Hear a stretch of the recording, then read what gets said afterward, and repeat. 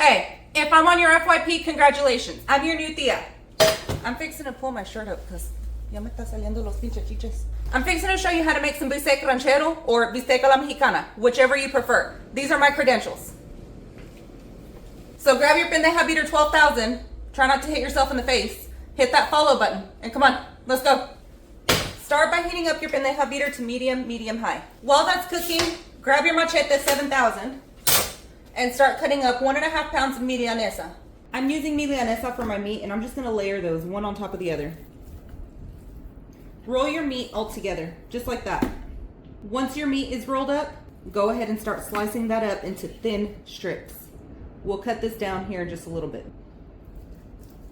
Once all your meat is cut up, go ahead and start unraveling it. Once you've got your meat straightened out, we're gonna cut those into pieces that are about 1.5 inches, possibly 2 inches, just depending on how big you like it.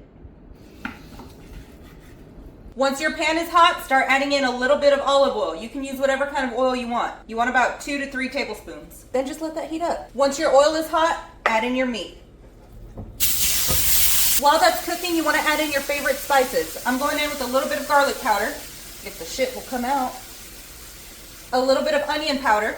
I don't have time for that shit. There we go. A little bit of ground comino or ground cumin. McCormick's, if you're watching this, I'm using all of your spices, so you need to sponsor this video. About 1.5 tablespoons.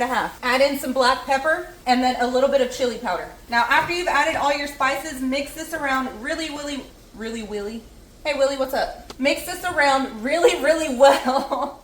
Shut up. After you've added your spices, After you've added your spices, go ahead and mix this really well. You're gonna notice that your meat is starting to release some of its juices. Just keep mixing it, keep cooking. You wanna cook until all of those juices have evaporated. Once all your juices have evaporated, add in half of a sliced onion.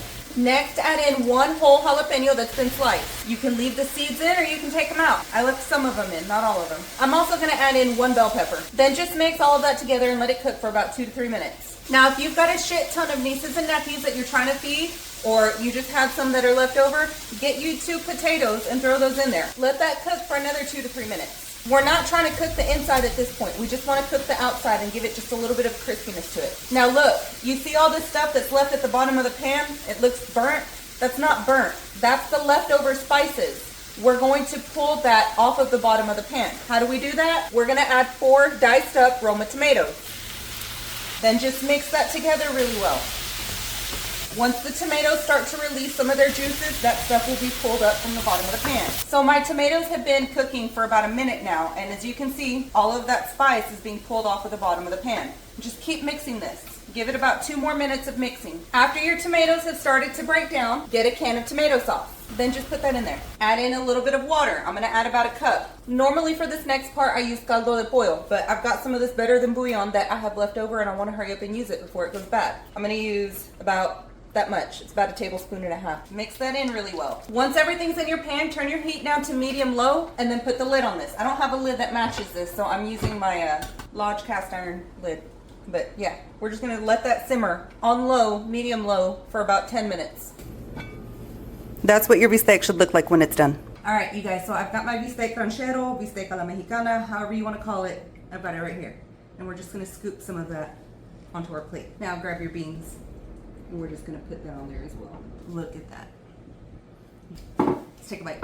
Grab a tortilla. I'm gonna do it like my grandpa used to do. He'd get a piece of the tortilla and then he'd squish that, all the shit. If y'all try this, let me know. I'm gonna go eat.